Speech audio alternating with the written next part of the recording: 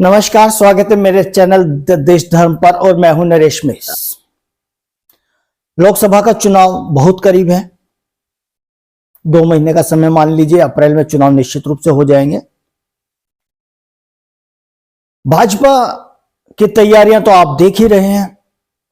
भाजपा जिस तरह चुनाव लड़ती है उससे भी तीव्रता से शायद 2024 का ये चुनाव लड़ रही है। राम मंदिर में प्राण प्रतिष्ठा का कार्यक्रम परसों है और पूरा देश भाजपा ने राममय किया हुआ है। इस मंदिर के प्राण प्रतिष्ठा का फायदा भाजपा को निश्चित रूप से होगा, ये पूरा विपक्ष अच्छी तरह से जानता है। मगर उसके बावजूद भी विपक्ष कोई सीख लेने को तैयार दिखाई नहीं देता। दोस्तों, इंडिया गठबंधन, वैसे तो भाजपा वाले इंडी गठबंधन बोलते हैं, मगर चूंकि कांग्रेस वाले नाराज होते हैं तो इसलिए मैं भी गठबंधन को इंडिया गठबंधन ही बोलूंगा। तो दोस्तों, इंडिया गठबंधन ने अपनी पिछली मीटिंग में यह तय किया था कि 31 दिसंबर 2023 तक सीट शेयरिंग के मामले सुलझा लिए जाएंगे और सीट शेयरिंग फाइनल कर दी जाएगी। सीट शेयरिंग एक बहुत बड़ा मसला है, इसलिए 31 दिसंबर तक यह सब फाइनल हो जाएगा, संयोजक बना दिया जाएगा और उसके बाद हम चुनाव प्रचार में चले जाएंगे। इतना तो होना ही चाहिए था, मगर 31 दिसंबर को बीते हुए 20 दिन हो गए हैं और कहीं भी किसी भी तरह का कोई सीट शेयरिंग फार्मूला निकलता हुआ दिखाई नहीं दिया। हालांकि कांग्रेस ने समाजवादी पार्टी और अरविंद केजरीवाल इन लोगों से मीटिंग्स की हैं, मगर कोई भी फाइनल अभी तक मीडिया में खबरें नहीं आई हैं कि कोई समझौता हुआ है। आज 20 तारीख तक होते होते कल बहुत सारी ऐसी खबरें आने लगी जो कांग्रेस के लिए चिंता का कारण।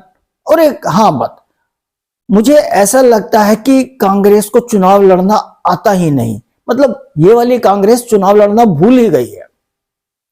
राहुल गांधी जो युवा समझे जाते हैं, जिनके कंधों पर पूरा 2024 का चुनाव है, वो यात्रा करने निकल गए और जब वो यात्रा पर हैं तो निर्णय कौन लेगा?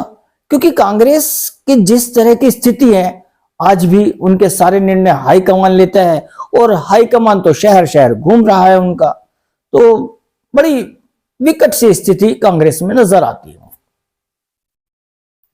जिसका नुकसान उन्हें चुनाव में हो रहा है और होगा। ऐसा लग ही नहीं रहा कि कांग्रेस 2024 का चुनाव लड़ने के मूड में है। कुछ खबरें आई आज जो कांग्रेस के लिए बड़ी चिंता का कारण हो सकती थी।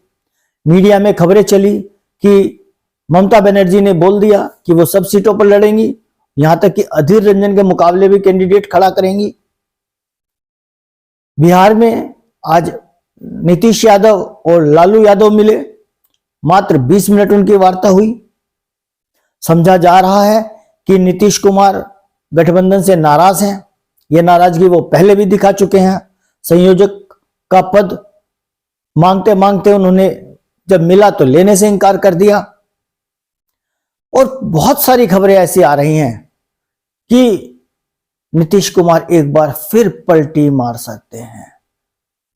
उनका कैरेक्टर तो ऐसा ही है, तो अगर कोई ऐसी अफवाहें होती हैं तो हर आदमी आसानी से उन पर विश्वास कर लेगा कि वो पलटी मार लेते हैं। बिहार की 40 सीटें हैं। अगर नीतीश यादव पलटी मारेंगे तो वहां पर एनडीए स्वीप कर जाएगा, पहले 2019 के चुनाव की तरह, जिसमें आरजेडी को 0 सीट मिली थी। 40 में से 39 सीट एनडीए के पास थी पिछले बार। इधर एक और बहुत बड़ी खबर आई है और जिस पर मैं विशेष फोकस रखना चाहता हूं। उत्तर प्रदेश, आज समाजवादी पार्टी और आरएलडी में समझौता हो गया। समाजवादी पार्टी ने 7 सीटें आरएलडी को दी है। हालांकि जयंत चौधरी 12 सीटों की डिमांड कर रहे थे, मगर 7 सीटों पर समझौता हो गया है। और 7 सीटें मुख्यतः वही हैं जो जाट लैंड कही जाती हैं, या जहां आरएलडी का प्रभाव ज्यादा है, जिसमें बागपत, ऑब्वियस बागपत, मथुरा, मुजफ्फरनगर, बिजनौर, मेरठ, अमरोहा और कैराना। कांग्रेस इसमें कहीं नहीं है। आपको पता ही होगा कि 15 जनवरी को बहन मायावती ने इंडिया गठबंधन को अपने जन्मदिन पर तोहफा देते हुए कह दिया था कि मैं किसी भी गठबंधन का हिस्सा नहीं बनेगी और मैं लोकसभा का चुनाव अकेले ही लड़ेगी। उनकी इस घोषणा से गठबंधन को झटका लगा था, क्योंकि समाजवादी और बसपा उत्तर प्रदेश में बराबर की फोर्स है, बराबर का वोट बैंक लगभग रखते हैं, 19-20% के आसपास दोनों का। पिछले चुनाव में, पिछले लोकसभा चुनाव में यही लगभग दोनों का मत रहा था। तो 10 सीटें लोकसभा की बसपा के पास हैं। तो मायावती की इस घोषणा से बीजेपी की बल्ले बल्ले और इंडिया गठबंधन थल्ले थल्ले। आज मैं सब दोस्तों बात करूंगा मुजफ्फरनगर की लोकसभा सीट की, जो इस खबर के अनुसार, जो अपुष्ट समाचार मिल रहे हैं उसके अनुसार मुजफ्फरनगर की सीट आरएलडी के खाते में गई है। और आरएलडी के पास यहां कौन सा कद्दावर नेता है जो भाजपा के कैंडिडेट को, और खासकर अगर डॉक्टर संजीव बालियान होते हैं जिनकी उम्मीद है, उन्हें हरा सके। आज से पहले पत्रकार बंधु, मीडिया ग्रुप सिर्फ यहां पर डॉक्टर संजीव बालियान बनाम हरेंद्र मलिक चुनाव की कल्पना कर रहा था। सबको यह लगता था कि भाजपा को अगर कोई हरा सकता है तो सिर्फ हरेंद्र मलिक, वो भूतपूर्व सांसद है और कद्दावर नेता है। जाट नेता तो दोनों ही हैं, डॉक्टर संजीव बालियान भी जाट है। दोस्तों ये बड़ी बढ़िया और एक अच्छी बात है, रोचक बात है कि इस लोकसभा में, मुजफ्फरनगर लोकसभा में जाट वोट लगभग 12-13% होगा, मगर सांसद जाट ही चुना जाता है। तो आरएलडी के पास मुजफ्फरनगर में कौन सा ऐसा कद्दावर नेता है जो भाजपा को हरा सके, ढूंढना पड़ेगा। हालांकि हमारी इस बात से, पत्रकारों की इस बात से आरएलडी के नेता बुरा मानते हैं, मगर निश्चित रूप से सामने तो ऐसा कद्दावर नेता दिखाई नहीं देता जो डॉक्टर संजीव बालियान को हरा सके। हालांकि ऐसा नहीं है, आरएलडी के पास बड़े नेता हैं, योगराज जी हैं, अभी आजकल मनीषा अहलावत काफी एक्टिव हुई हैं और वो लोकसभा के उम्मीदवार मानती हैं खुद को, वो चुनाव लड़ना चाहती हैं और बहुत ज्यादा सोशल मीडिया और मीडिया में काफी एक्टिव हुई हैं पिछले दिनों से। एक बात और, अगर भाजपा बनाम आरएलडी, मतलब इंडिया गठबंधन की तरफ से आरएलडी का कोई कैंडिडेट होता है तो क्या होगा हरेंद्र मलिक का, जो समाजवादी पार्टी के दिग्गज नेता हैं, और उनको गाहे बगाहे ये संकेत दिए जाते रहे कि आपको तो चुनाव लड़ना ही है, आप ही लोकसभा के उम्मीदवार होंगे।